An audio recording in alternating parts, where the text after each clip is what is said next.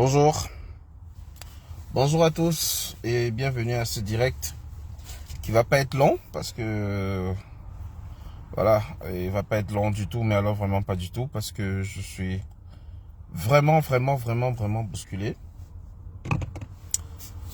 Certains demandent pourquoi tu fais le live.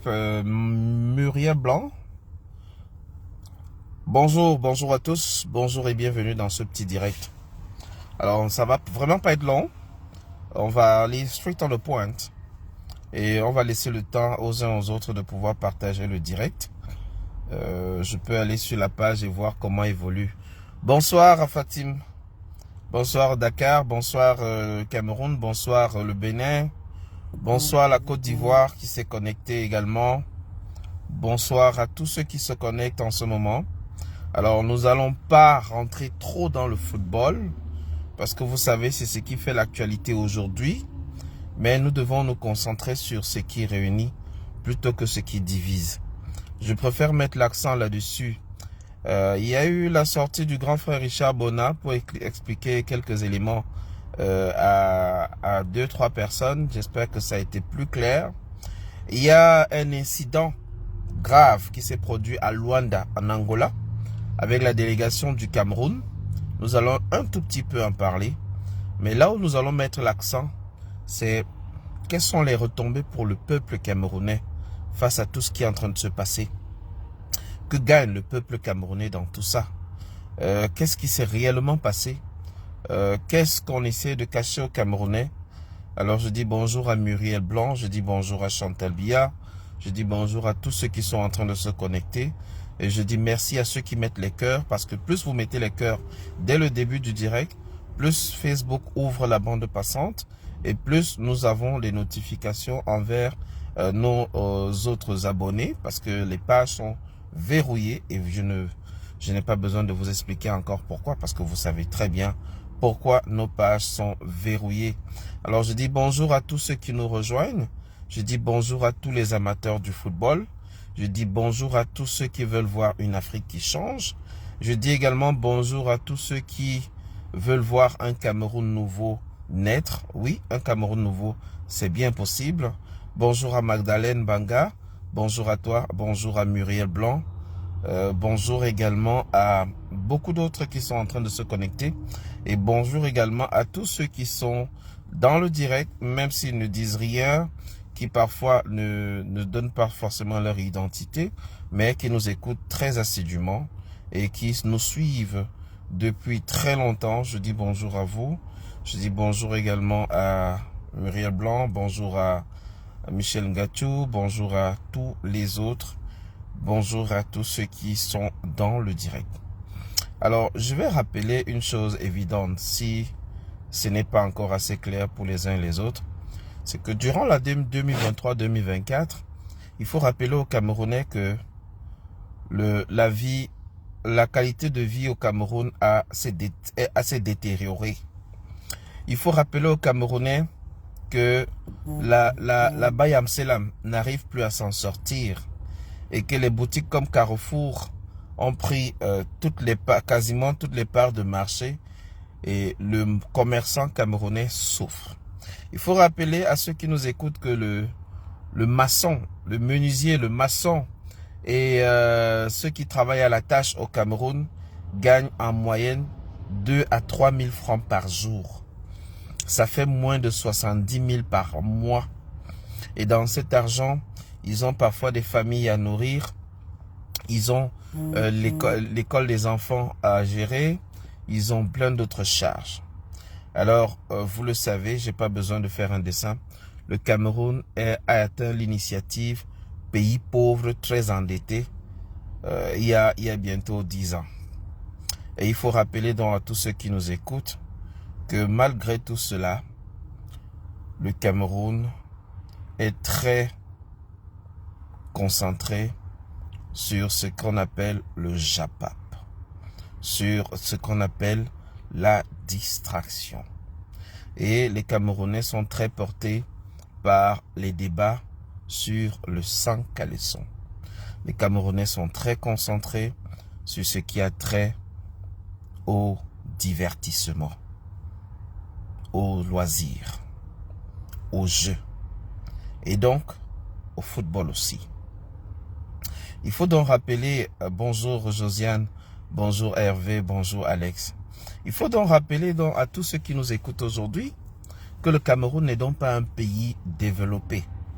Il faut donc rappeler à tous ceux qui nous écoutent aujourd'hui que le Cameroun est un pays dans lequel le niveau d'éducation, je préfère ne pas en parler. La qualité de nos diplômes est de plus en plus remise en question. Au baccalauréat, tout récemment, on parlait de l'eau. On parlait donc des fuites des épreuves au baccalauréat. Et lorsque un pays est réputé avoir des fuites des épreuves, les autres pays, tels que l'Europe et d'autres pays africains, ne font plus confiance à la qualité de nos diplômes. Donc, il faut rappeler aux Camerounais qu'il y a eu un incident en Angola aujourd'hui, qu'on va en parler avec les Lions indomptables. Mais pour en parler, il faudrait que vous ayez pu au moins partager le direct et mis les cœurs parce que en évoquant cette question, le direct va être coupé. Beaucoup ne vont pas aimer et beaucoup vont détester. Mais d'une réconciliation inattendue de toute la population camerounaise qui souhaite le véritable changement. Je vais vous faire écouter Richard Bona, qui a réagi sur un point qui ne plaît pas à beaucoup de personnes. Je vous laisse écouter le grand frère Richard, qui a fait un beau petit live hier dans la nuit. Beaucoup ne l'ont pas écouté. Et à partir de la 23e minute, il dit des choses que je préfère vous laisser écouter. Ce n'est pas moi qui parle, c'est le grand frère qui parle. Ce que j'ai me suffit largement. Et je n'ai pas de dette. Ah, I'm free, man. J'ai aucune dette. Oui. Et ça, it's a blessing, you know. Il n'y a aucune dette, you know. So, il y a que c'est quelqu'un peut en voir. Et c'est normal, on n'est pas pareil. Il y a des gens qui... C'est normal que les gens aient beaucoup plus d'argent que quelqu'un ait beaucoup plus d'argent. Mais moi-même, j'ai plus d'argent que certaines autres personnes. So what? Là n'est pas le propos. Partageons le direct, s'il vous plaît. Le propos, c'est que quand vous voulez mélanger à tout, vouloir dire maintenant, oh, tel, maintenant il combat le truc, tu ne supportes pas, oh, il combat. Mais il combat quel système? Le système qu'il a, qui vous a dit à vous de voter en 2018, le système qu'il a mis là où il était là, le système lui-même il dit. Ils ont signalé le direct. Oui, Crépin Niamsi allait l'attaquer. Crépin Niamsi, est-ce qu'il peut même aller à un concert de Richard Bona? Il y a des gens comme ça que vraiment dans la société... Mais maintenant, quand on a des enfants qui meurent connaissant la situation d'ordre et que tu as cautionné, au moins ne te mêle pas de ces choses-là. Ne va pas là-bas et commencer à dire qu'il se passe rien aux autres, que tout va bien. Non. That right there, ça c'était déjà... Pardon, ceux qui mettent les têtes de moi, si le live ne vous plaît pas, sortez de mon direct. S'il vous plaît. C'est incroyable. Je partage ici l'avis du grand frère Richard Bona. Il a dit quelque chose. J'aimerais que vous écoutiez et que cela nous permette de commencer le débat. Parce qu'on va débattre sur autre chose. Mais que ça permet de jeter une pierre. Qu'on écoute au moins les autres. C'est tout. Vous n'avez pas besoin de signaler mon direct à ce point-là. Vous allez faire sauter la part. D'ailleurs, bientôt je vais arrêter les directs. Ne soyez pas surpris. Bientôt je vais arrêter les directs. Et je pense que vous là qui signalez les directs, vous serez très très très heureux. Ça aussi, la démocratie, que chacun ait le choix. Le libre choix de choisir qui il veut, comme c'est tout à fait normal. Non, même si je suis pas d'accord, non. Le deuxième point, on parle de double nationalité où j'évoque bien proprement que là, il y a un problème au Cameroun. Et vous le savez tous qu'il y a un problème sur la double nationalité. Ah. Ici, ça plante. C'est incroyable. On peut pas faire direct avec vous, hein. Vous savez, j'ai vraiment pas besoin de faire un dessin. On ne peut pas faire le direct avec les Camerounais. En tout cas, je vais juste vous dire un peu ce que le grand frère Richard Bon a dit.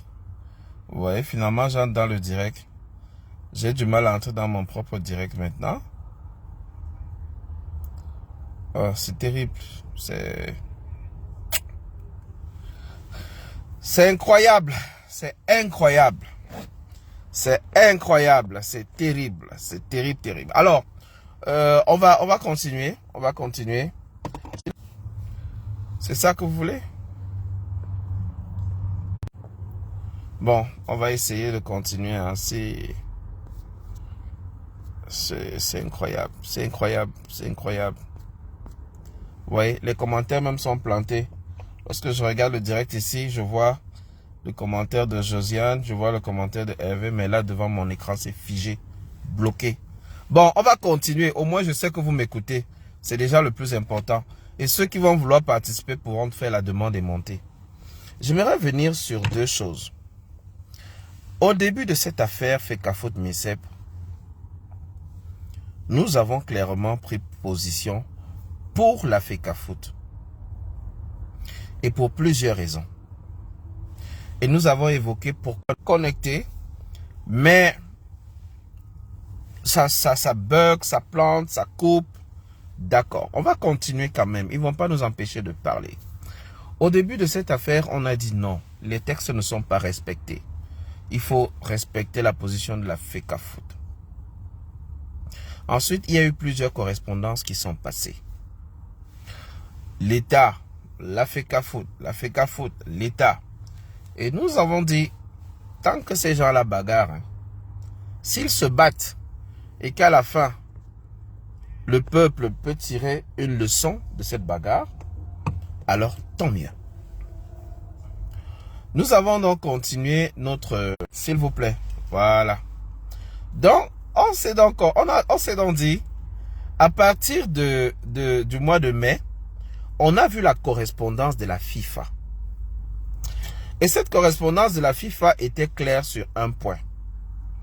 Que le ministère et la Fecafoot doivent œuvrer pour l'intérêt du football camerounais. Pour moi, cette lettre-là mettait un terme au débat. Pour moi, cette lettre permettait de mettre un terme au débat. Il était donc question que les deux parties s'asseyent et nous trouvent une solution. Ils ne veulent pas nous laisser finir le live là, mais on va le finir, on va le terminer. Puis nous avons appris que le 2 mai, il y a eu une réunion au Premier ministère où le Premier ministre a fait asseoir le président de la Fecafoot et le ministre et il a évoqué les problèmes de fond. Et il a évoqué la fameuse lettre qui avait été envoyée à la FIFA et que cette lettre demandait la suspension du Cameroun. Et que le président de la Fecafoot présent a dit non, on n'a jamais envoyé de lettre à la FIFA. Le 6 mai, la FIFA a répondu et vous avez tous vu. Alors, moi, j'ai décidé de me retirer de cette affaire et de ne pas très clair, ce n'était pas très net et qu'il y avait des choses cachées.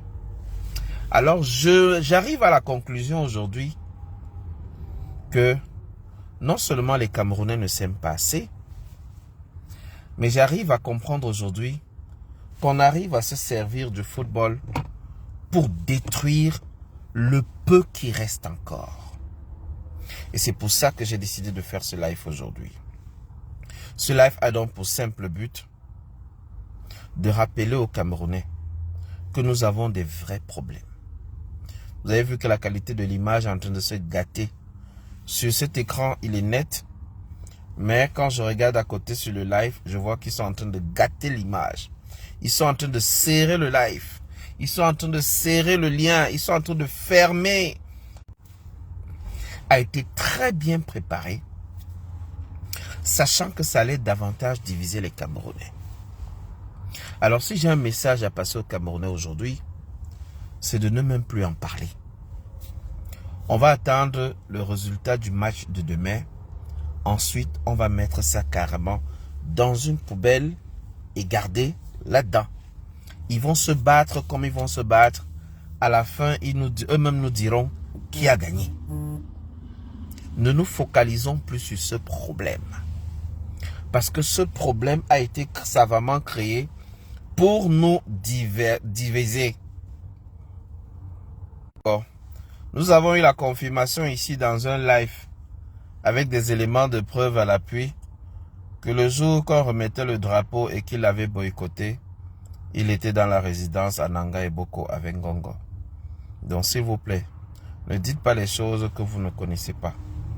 Ce qui se passe en haut lieu dans cette administration, ne n'entrez pas dans ça.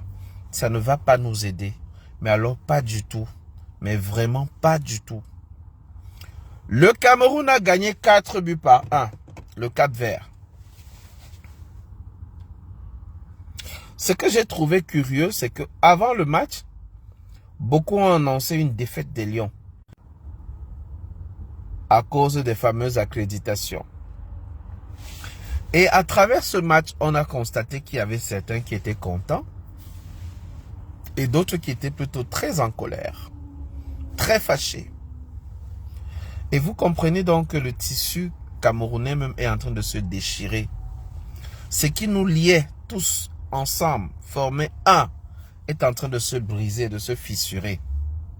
Alors moi, je nous conseille, c'est pour ça que vous allez voir, en dehors des faits du match de demain, je ne publierai plus rien dans ce sens-là.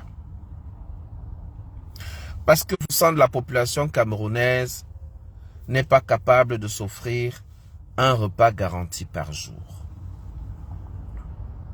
Entre-temps, nous nous battons sur Facebook pour des histoires de matchs de football. Je trouve que ça a déjà assez pris du temps comme ça. Ça a déjà assez pris de l'espace. Et qu'il serait important que nous rentrions sur les fondamentaux. Vous voyez les gens qui se parlaient très bien hier. Aujourd'hui, ils se regardent en chien de faïence à cause d'une affaire de football. Non, arrêtons ça. Arrêtons ça. La grand-mère au village n'a même pas vu le match. Les grands-parents de l'autre côté du village ne connaissent pas ce qui s'est passé. Ça fait comprendre aux gens que voilà les enjeux. On nous disait, si vous ne soutenez pas Eto'o, vous êtes contre Eto'o. Arrêtons ça. S'il vous plaît. On a vu des gens se plaindre au stade et recevoir des bastonnades. Ensuite, on a vu toute une partie du stade chanter, insulter Eto'o. Ce n'est pas beau. Chanter Marc Brice, insulter Eto'o. Et Jean-Bruno Tani a fait la remarque encore ce matin que Samuel Eto'o s'est arrangé à venir après que le Premier ministre et tous les ministres soient installés. Il est venu bien après et il est allé les saluer avec tout le protocole qui va avec. Et tout ça, j'ai l'impression que c'est bien organisé pour nous distraire, pour qu'on continue de parler, pour qu'on continue de se questionner. On va faire comme ça. Vraiment bravo. Aujourd'hui là, non. Facebook, tu as battu tous les records. Je crois que je vais désormais faire comme mon ami Max Seigneur Ivoire. C'est peut-être mieux d'aller directement sur TikTok parce que ce que vous êtes en train de faire là, Facebook, je vous donne les mains. Je vous donne les mains, franchement.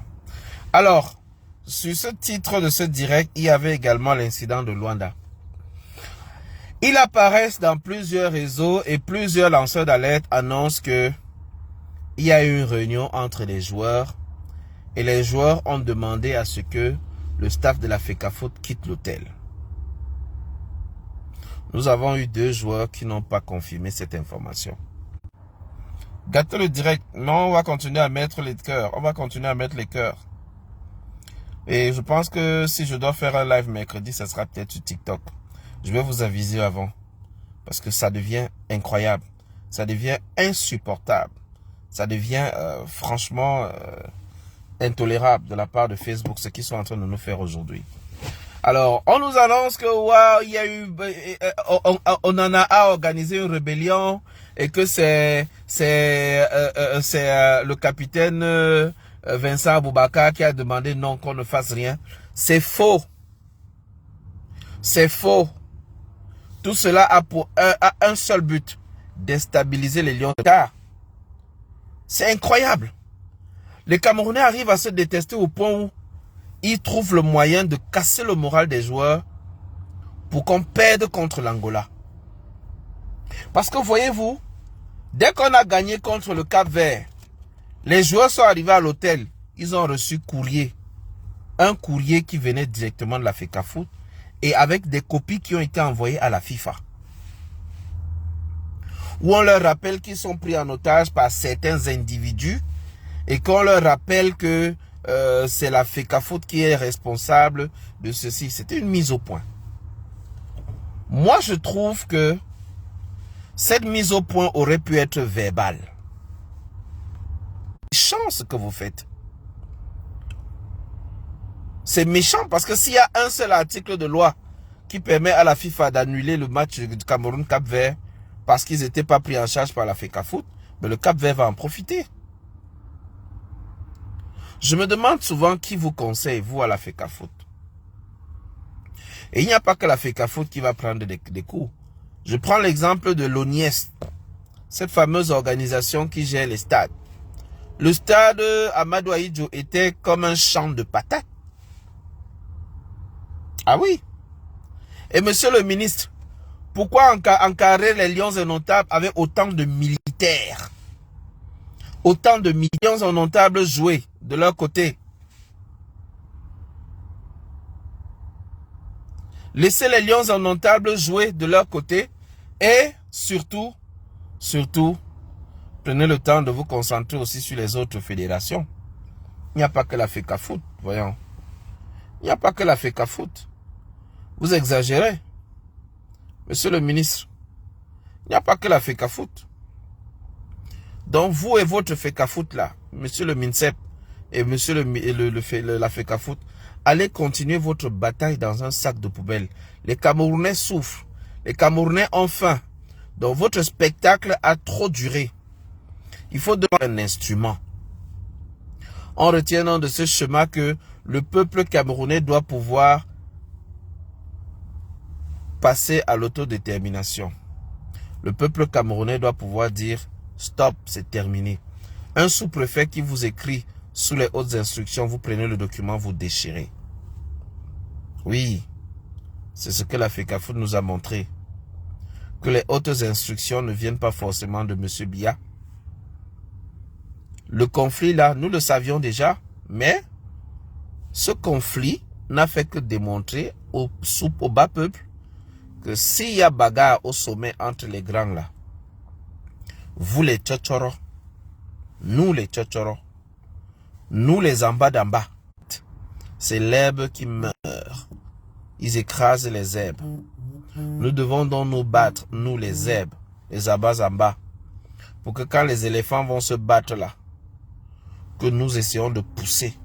On essaie de pousser rapidement pour devenir des arbres et empêcher ces éléphants de nous écraser. C'est nous qui allons maintenant donner la direction aux éléphants.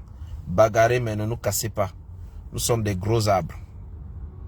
Je veux simplement dire que ce qui se passe entre FECAFOOT et MINSEP est lamentable, honteux. Et nous n'en avons pas besoin.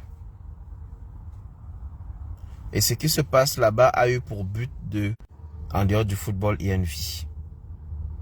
Il y a une vie. Et dans cette vie-là, les Camerounais souffrent. Dans cette vie-là, il y a une guerre dans les régions du nord-ouest et du sud-ouest. Et que si ces gens qui se battaient vraiment pour nous, ils allaient demander aux joueurs de porter un brassard noir. Ni le MINSEP, ni la FECAFOOT n'a demandé aux joueurs de porter un brassard noir à la mémoire de tous ces Camerounais morts dans les Nozo. À la mémoire de tous ces Camerounais qui sont morts dans l'extrême nord à cause de Boko Haram.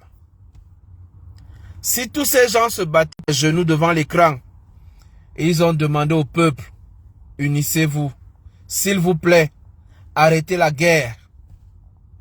Nous, joueurs de la Côte d'Ivoire, nous irons défendre les couleurs de la Côte d'Ivoire, mais nous voulons une Côte d'Ivoire unie. Arrêtez la guerre.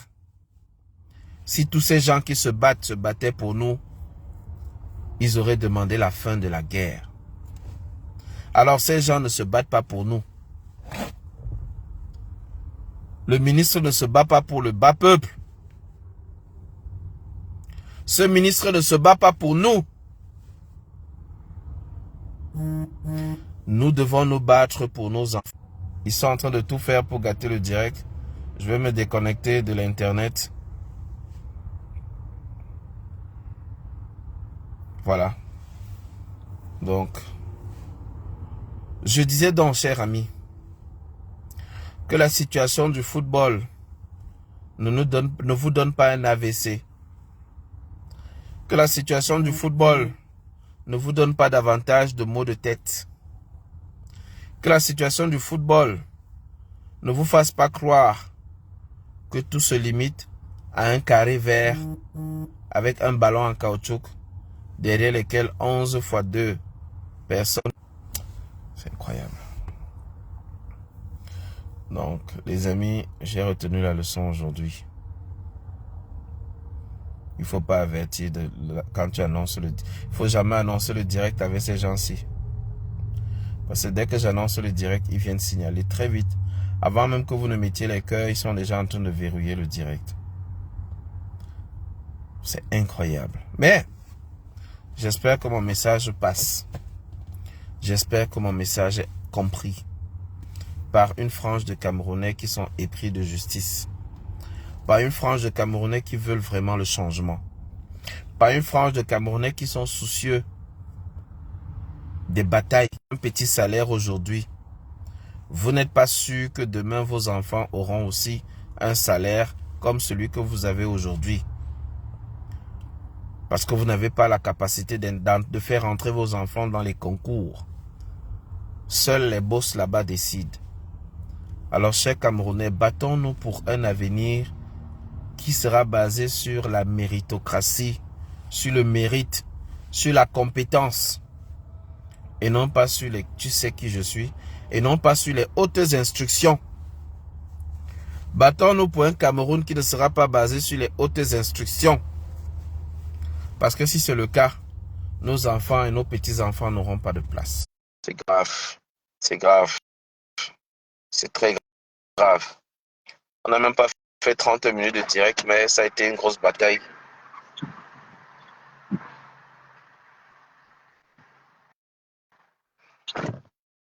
Alors, est-ce qu'il y en a qui ont des questions? Parce que je n'arrive même plus à voir les commentaires. Karine, s'il te plaît. Karine Ngameni, s'il te plaît, envoie les cœurs. Tu n'as pas besoin d'être en colère comme ça, maman.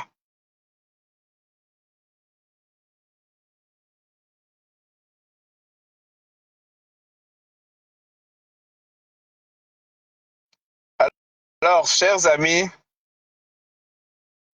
bonsoir Ahmed H qui est dans le direct. Bonsoir VPN, bonsoir à tous. J'ai essayé d'ajouter Dr Bonny. Voilà, je pense qu'on a pu le voir. Alors, bonsoir Dr Bonny.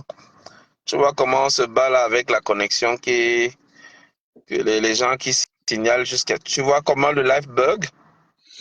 Ouais. Je suis là depuis le début, mais je constate qu'effectivement, ton live est attaqué.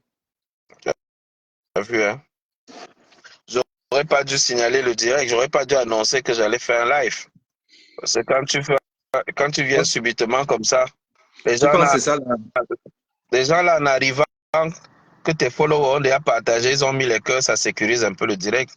D'accord. Et quand eux, ils arrivent avant nos gars, avant nos gens, parfois ils bloquent le direct. Alors, docteur Bonny, aujourd'hui, as-tu des nouvelles sur le système de santé au Cameroun? La fameuse carte de santé pour tous. Est-ce que le projet a avancé? Où est-ce qu'ils en sont? Ou alors ils continuent de distraire le peuple sur le fallacieux prétexte du football? Est-ce qu'ils ont eu besoin de ce prétexte-là pour faire ce qu'ils savent toujours faire et qu'ils ont toujours fait depuis toujours? Est-ce que tu connais un projet structurant au Cameroun qui a marché? Cite-moi un seul. Moi, je veux que les Camerounais ici là viennent et nous écrivent dans les commentaires un seul projet structurant. On entend par projet structurant un projet à dimension national et a un impact certain sur le bien-être des populations, d'une population ou des populations, pour améliorer la qualité de vie des dites populations. Est-ce qu'il y a un seul projet au Cameroun, le Cameroun de Paul Biya, un seul projet structurant qui a marché? Il n'y en a aucun. Moi, je n'en connais pas. Je connais des entreprises qui ont mis les clés sous le paillasson, des entreprises qui ont été fermées. Ça, je connais, on connaît. On connaît des entreprises qui ont été créées sous l'ère Biya, mais qui n'ont jamais marché. Est-ce qu'il y a une seule entreprise nationale qui peut prétendre couvrir les besoins du Cameroun de manière efficiente? Je ne parle même pas d'une entreprise qui s'exporte à l'étranger, ne serait-ce que dans la sous-région, et qui serait le fleuron de l'économie, du dynamisme camerounais. Il n'y en a pas, moi je n'en connais pas. Il faudrait qu'on m'en cite peut-être un. Quand Camtel nous fait venir les Fally Ipupa pour dire que c'est pour rebooster l'activité et puis avoir un certain rayonnement sous-régional. Bon, Fally Ipupa est venu. Bon, qu'est-ce qui a changé? Il y a quelque chose? Non. Alors, comment est-ce que tu veux? Comment est-ce que tu veux que quelque chose de beaucoup plus complexe? Parce que la couverture santé universelle, c'est quand même un mécanisme complexe qui demande avoir une base économique solide dans un pays. Parce que, en fait, c'est les cotisations de tous les travailleurs d'un pays, les cotisations pour mettre dans un panier commun et redistribuer aux cotisants, mais pas qu'aux cotisants, même à ceux qui ne cotisent pas. Parce qu'il y a une certaine solidarité nationale qui veut que dans le système d'assurance maladie, en France par exemple, je le prends parce que c'est quand même l'un des systèmes les plus solides dans le monde, où tu te rends compte que tout le monde peut se soigner en France, tout le monde, sans exception. Même les indigents peuvent se soigner. Voilà. Oui. Maintenant, il y a peut-être niveau et niveau de soins. Il y a un certain niveau de soins que tu n'auras que si tu cotises. Mais tu as au moins le minimum nécessaire, vital, que même si tu ne cotises pas, tu auras en France. Parce qu'on sait très bien que il suffit que tu aies une urgence vitale, même si tu es sans papier, que tu n'as rien. Tu vas appeler le 15. Le SAMU va venir, on va t'amener aux urgences, on va te soigner. Sauf que le soin, là, il est gratuit pour toi, mais il n'est pas gratuit pour la population, pour l'État. Et l'État, c'est qui? C'est nous tous. Donc, il n'est pas gratuit pour moi, pour toi, pour tout le monde.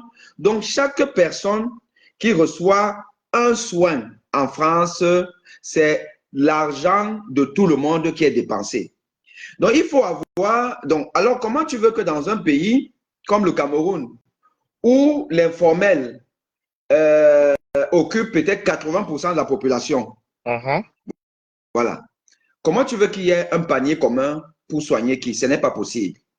Et en plus, tu ajoutes que de manière naturelle, de manière volontaire ou pas volontaire, de manière malveillante ou pas, tu as ce qu'on appelle les abus de prise en charge. Tu as les abus de prise en charge. Ce qu'on peut appeler, et là-dedans, on va mettre la fraude à la sécurité sociale. Voilà. Tu as des gens qui font, qui cotent des examens qu'ils n'ont pas réalisés, qui demandent plein d'examens alors que le malade n'en a pas besoin, des choses de ce genre. Mais tout ça là, la fraude à la sécurité sociale est un gros caillou justement à la pérennité de cette sécurité sociale en France. Par exemple, ça fait que le trou de la sécurité sociale est abyssal. Imagine, tu peux t'imaginer la CSU camerounaise rentrer dans un trou d'air parce que il y a eu des abus, il y a eu des jongleurs, machin, tout. Mais ça s'écroule tout de suite parce que le système économique camerounais est très fragile. Il est malade. Tu vois? Donc, tout ça pour te donner certains éléments pour te dire que oubliez cette histoire de couverture santé universelle au Cameroun. Oubliez, c'est de la fémania, c'est de l'esbrouf, c'est encore une autre niche de détournement. Voilà, ça fait au moins 20 ans qu'on en parle, 15 ans au minimum que c'est implémenté, mais il n'y a rien. Il n'y a rien. Le paquet minimum qui existe aujourd'hui, c'est celui qui existait même sans la CSU. Parce que de toute façon, même sans la CSU, la femme enceinte,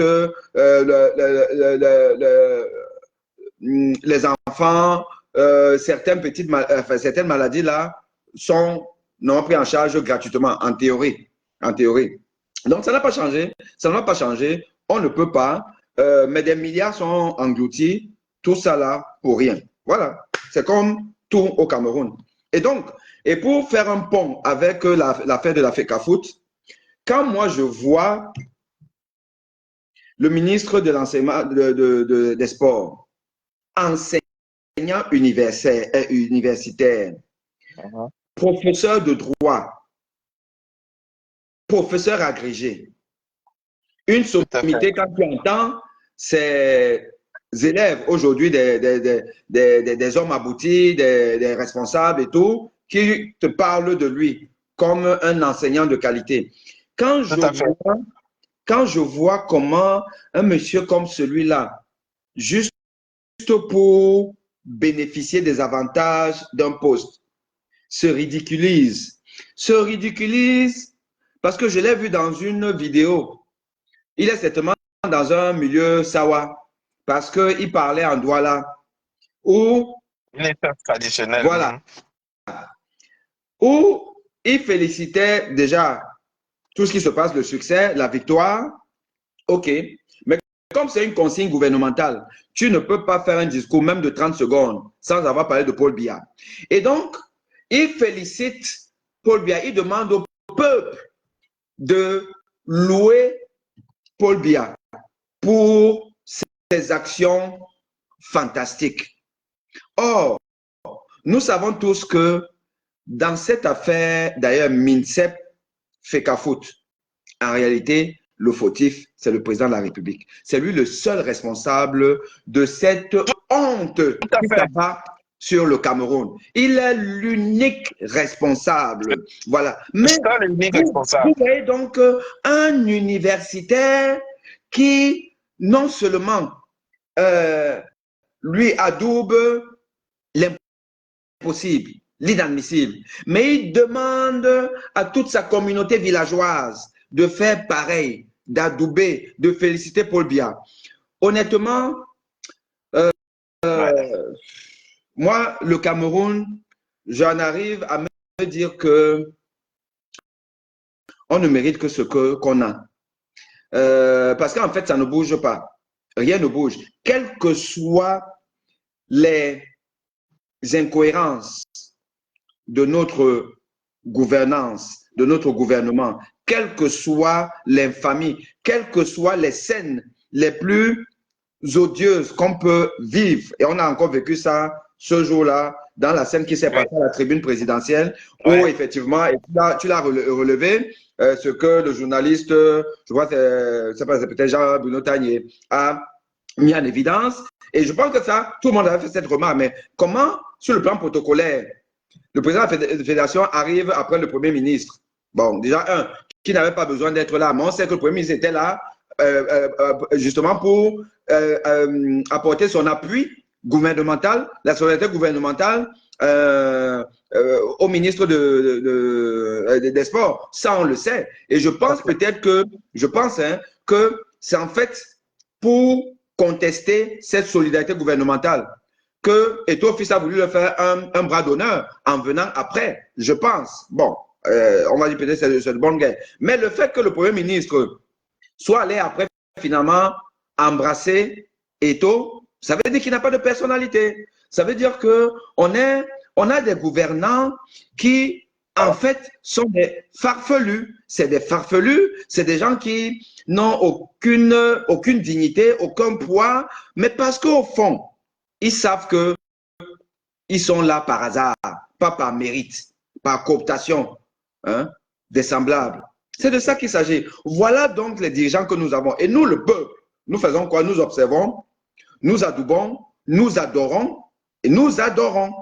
Nous adorons Eto'o qui de toute façon fait partie de leur famille. Certains vont applaudir le MINSEP, effectivement, qui pourtant ne joue pas pour le peuple, mais joue Il joue pas pour le peuple. pouvoir. Voilà. Mais on est là, on observe. Le peuple ne dit rien. Moi, je dis une chose, c'est que, en fait, on a les dirigeants que nous méritons. Je suis désolé. Ben, une question pour toi comme ça, Docteur Bonny, avant qu'on ne se sépare. Avant le match, on a vu une partie de la population qui grognait, beaucoup réclamaient même une défaite des Lions. Beaucoup souhaitaient voir les Lions perdre. Et curieusement, ils ont gagné. Beaucoup ont compris quand même que, sans vouloir lancer des fleurs à Marc Brice, quand même en une semaine, le résultat semble ressembler à quelque chose. On va dire, il y avait quoi avant? Il y avait un philosophe, c'est vrai, mais là, c'est la différence entre un philosophe et un coach. Maintenant, les faits sont là.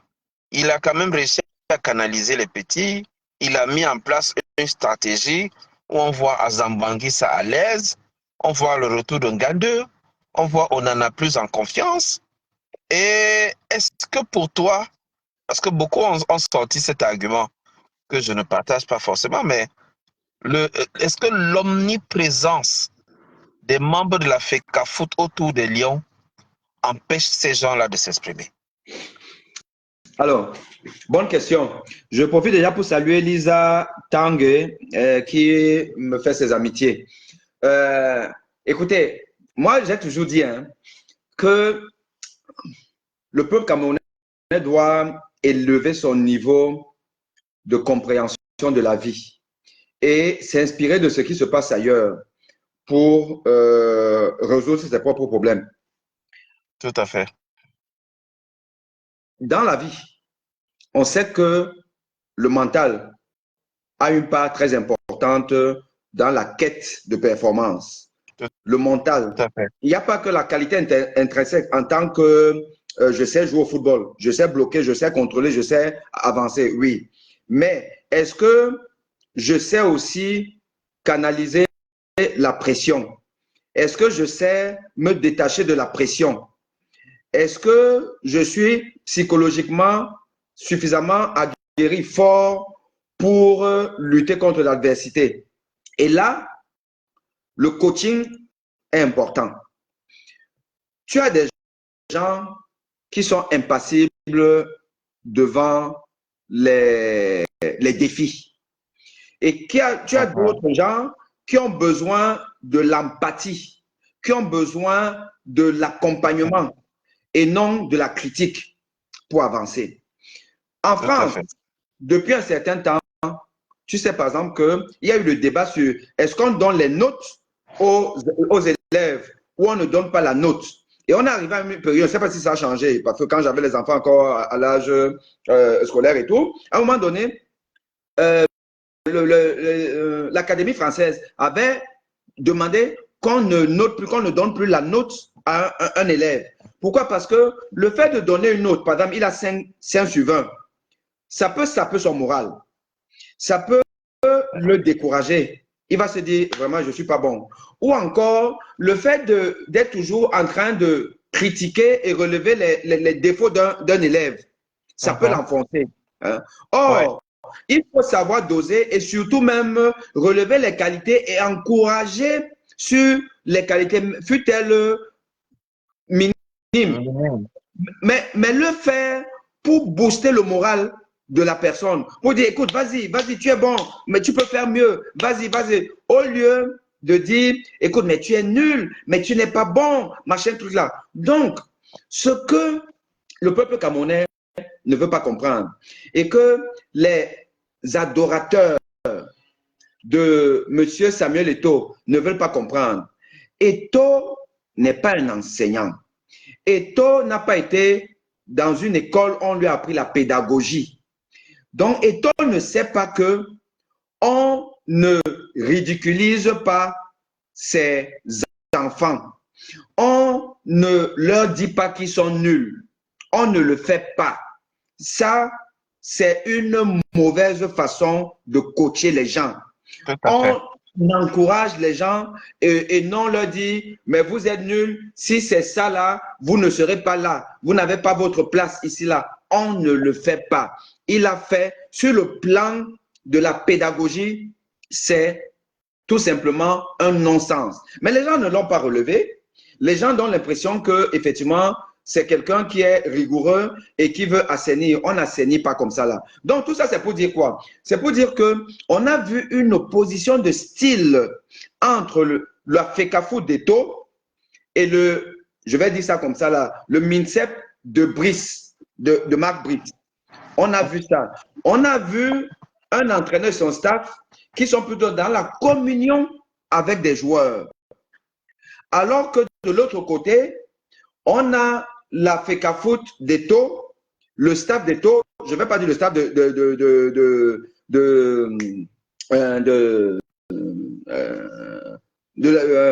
théoricien du danger, du danger, qui lui, on sait qu'en fait, il n'avait pas la main. Oui, c'est ça. Il n'avait pas la main. Donc, c'est Eto qui avait la main. Donc, ces mêmes joueurs, parce que c'est les mêmes, à quelques exceptions près. À quelques exceptions près, oui. C'est les mêmes qu'on a vus, mais on a vu des gens qui étaient renfermés, qui étaient en dedans et qui ne pouvaient pas s'exprimer même sur le plan technique footballistique à cause du poids psychologique qu'ils avaient. Et on voit aujourd'hui les mêmes qui sont libérés et qui jouent de manière très relaxe et avec la performance qu'on a vue. Donc, tout ça, c'est pour te dire que oui, l'approche a changé. Oui, ceci doit être mis sur le crédit de Marc Brice.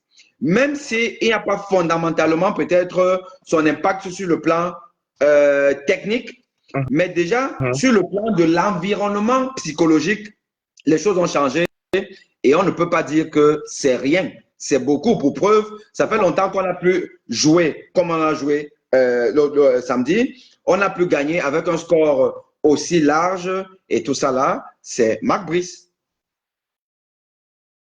Très bien. Alors, on a Emma qui nous a rejoint au moment où on s'apprêtait bientôt à quitter. Bonsoir Emma. Alors, quel est ton avis sur le débat qui a été ouvert depuis le début, si tu nous suis depuis le début? On t'écoute en 1h30, s'il te plaît. Je suis arrivé au moment où le docteur, le prof parlait de la couverture santé universelle. Et puis, après, il a fait le pont sur la question de Samuel Eto'o. Et voilà. Donc, comme je dis, moi, avant de connaître le sujet, je viens d'abord, parce que je sais que tes panels sont toujours intéressants. J'aime bien titiller le prof. L'autre jour, en voulant attaquer le prof, j'ai mordu la poussière parce que je n'avais pas d'argument à la fin. Mais il faut toujours la contradiction. Moi, je suis un peu ici, là. J'ai rejoint le débat un peu pour défendre Samuel Eto'o parce que, bon, c'est vrai qu'il n'y a pas beaucoup de choses qui nous permettent de le défendre parce que Samuel donne souvent aussi le fouet à ses contradicteurs pour le fouetter, mais j'estime que c'est un peu tôt. En tout cas, je pense que scientifiquement, c'est difficile de faire un lien.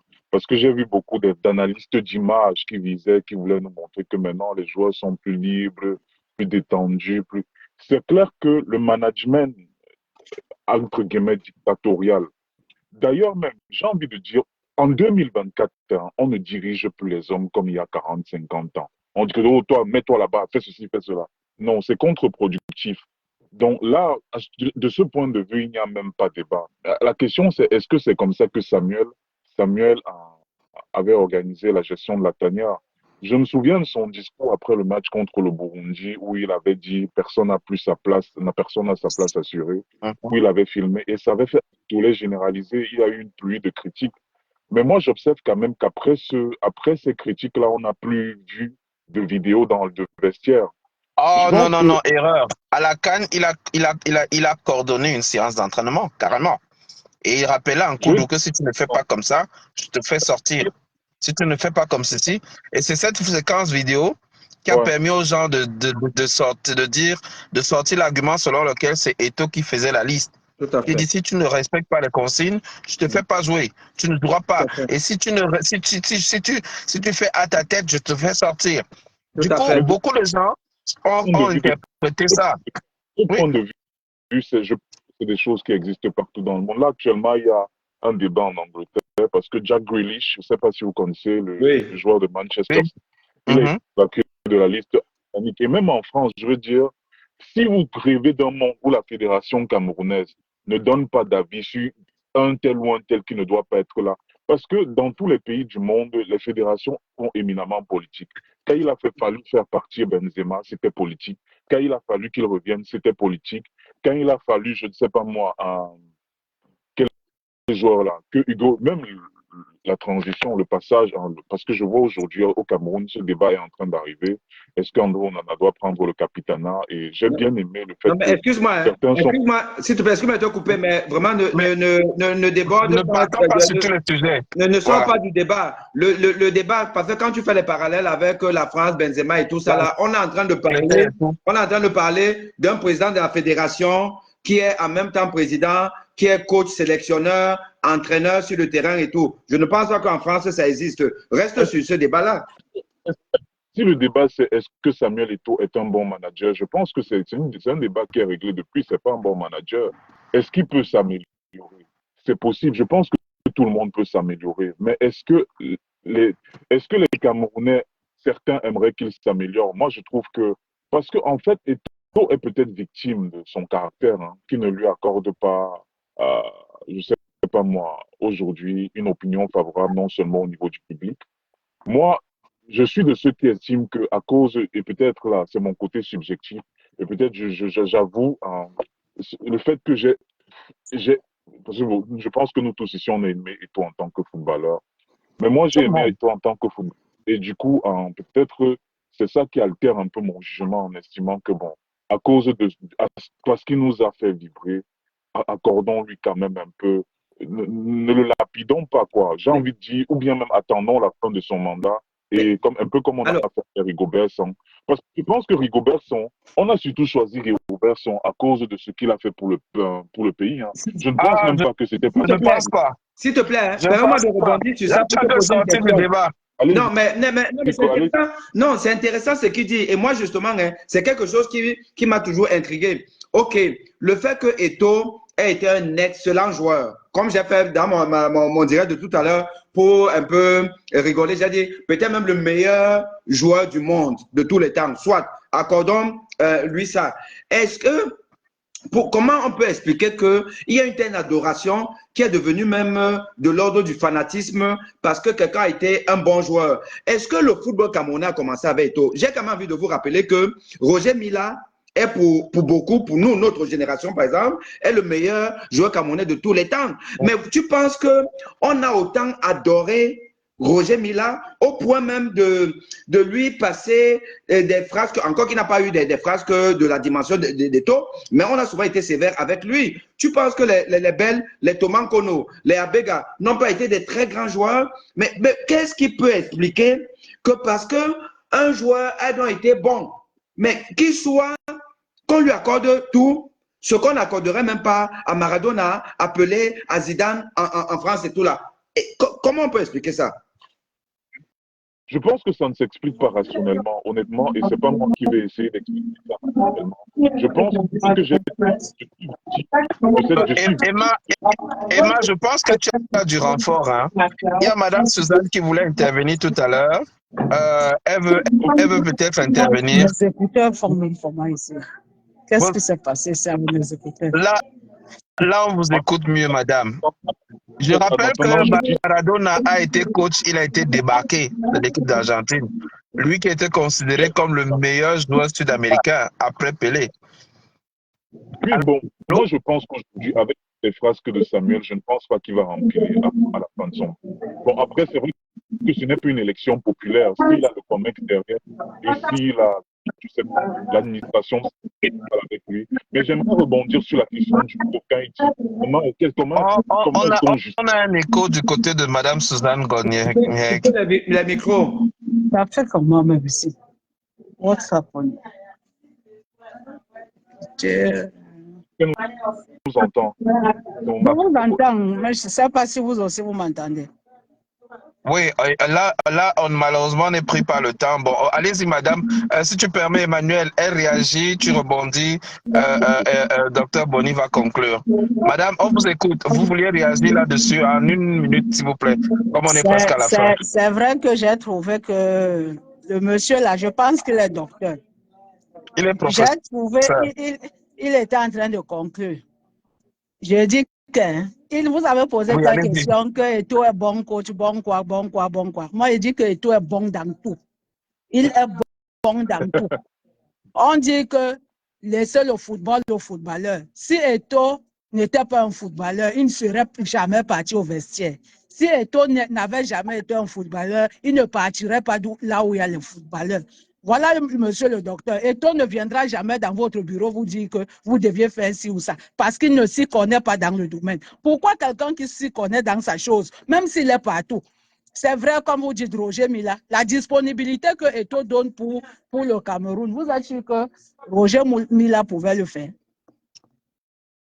Madame, peut-être on ne se comprend pas. On ne parle pas en tant que grand footballeur. Le professeur a mentionné tout à l'heure qu'en tant que footballeur, Eto'o était peut-être le meilleur joueur du monde. Mais il y a une différence entre jouer au football et manager, et voilà, ils ont ça entre signaler, et manager la fédération camerounaise de football. En tant que manager, est-ce que vous pensez que la gestion du football camerounais aujourd'hui est de très haute qualité, de très haute facture? Oui, de très haute, de très haute.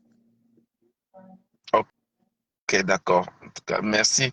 Je vais donc laisser, puisque je suis vraiment, il est 14 h, ma pause est terminée. Je vais laisser le professeur conclure et je vais couper mon micro. Très rapidement, en 2 mots, je vais seulement dire une chose, c'est que malheureusement, le Cameroun ne va pas inventer la roue. Les Camerounais qui pensent que le Cameroun, c'est le centre du monde et c'est la fabrique de toutes les gouvernances vertueuses. Je suis désolé pour les Camerounais, vous vous trompez tellement et en fait, même vous-même, vous savez que vous vous trompez. Vous vous mentez à vous-même. Et c'est pour ça que le Cameroun est aujourd'hui le dernier pays du monde. Parce qu'en fait, le Cameroun n'est plus la locomotive de l'Afrique centrale qui est la sous-région la plus sous-développée du monde. Et les Camerounais sont pauvres, vivent mal, sont malheureux, sont dans un pays où il y a les cratères, où il y a les délestages, où il y a toutes les cratiques du monde. Mais vous voulez toujours penser que vous êtes les plus beaux. Mais tant pis pour vous. Réfléchissez comme ça, là, c'est votre problème. Je tiens quand même à vous rappeler que dans aucun pays du monde sérieux, Eto'o n'aurait pas fait 5 minutes à la présidence de la fédération. Il n'aurait pas fait 5 minutes avec autant de frasques. Isbect, les téléphones, les arrangements téléphoniques partout avec les bros et les machins trucs et tout ça là, les discours dans un vestiaire comme il a fait. Dans aucune fédération du monde, aucun président n'est rentré dans le vestiaire et parlé comme Eto'o a parlé aux joueurs. Ça n'existe pas, ça ne se fait nulle part. Maintenant, dire que comme il a été un grand footballeur, ça veut dire qu'il est un grand dirigeant. Madame, je veux seulement vous rappeler une chose. C'est que. Non, je n'ai pas dit ça. J'ai dit qu'il le fait parce qu'il s'y connaît dans sa chose. Laissez-moi quand même terminer. Laissez-moi terminer. Vous avez dit que Eto'o ne peut pas venir m'apprendre la médecine. Oui. Heureusement, madame, vous savez pourquoi? Parce que pour faire la médecine, c'est un concours. Vous devez faire une formation diplômante en médecine. Mais pour être dirigeant du football, il n'y a pas un concours. Pour preuve, mon CP. Mais les papiers que vous demandiez à Songba Hana, que Songba Hana n'avait pas les papiers, il devait les prendre. Madame, là, on est en train de... Madame, je vous dis une chose. Pour être dirigeant de football, il ne faut pas faire un concours. Mon CP est le président de la CAF. Il n'a jamais fait un concours, il n'a pas été un grand footballeur. Vous comprenez? Le président de la Fédération française de football, qui a été démis, Noël Le Graët n'a jamais été un grand footballeur, mais il a été président d'une fédération d'un pays qui a gagné 2 Coupes du Monde. Donc arrêtez les bêtises, arrêtez les tout, parce que vous êtes soit dans du fanatisme, soit dans du Et toi, tribalisme, tu dans des choses de appelles quoi considération bêtise? comme ça, Quand là. tu dis que Brice a fait quoi? L'équipe qui est là, s'il disait qu'il joue, même moi qui ne connais rien du football, ils allaient gagner. Brice a fait quoi? Il a passé combien de temps avec eux? Donc pour 2 jours qu'il Madame, je ne pense madame, même pas qu'il madame, a fait 48 heures de temps madame, avec ses joueurs. je suis désolé, votre discours ne peut tenir que dans votre microcosme sociologique où vous êtes en train de défendre votre frère et rien de plus. C'est de ça qu'il s'agit. Vous comprenez? Quand on vous entend, votre accent, on sait de quoi il s'agit. Vous êtes là, vous défendez l'indéfendable. Ce que Eto'o fait là, c'est la honte pour le pays. Il met la honte à toute une nation. Vous comprenez? Et ce n'est pas normal. Il ne peut pas confisquer les équipements, ceci. À un moment donné, hein, même si vous avez raison, le bon sens voudrait que vous lâchiez. Vous lâchez. Ça ne sert à rien. Tout le spectacle qu'on vit là aujourd'hui, là, ce n'est pas normal. Ça ne profite à personne. Il n'est pas obligé d'être même à la présidence de la fédération. Il n'est pas obligé. Il n'est pas obligé. On n'a pas. Le pouvoir en Afrique, c'est quelque chose de terrible. Les gens s'accrochent au pouvoir, on ne sait pas trop pourquoi. Il faut qu'ils lâchent.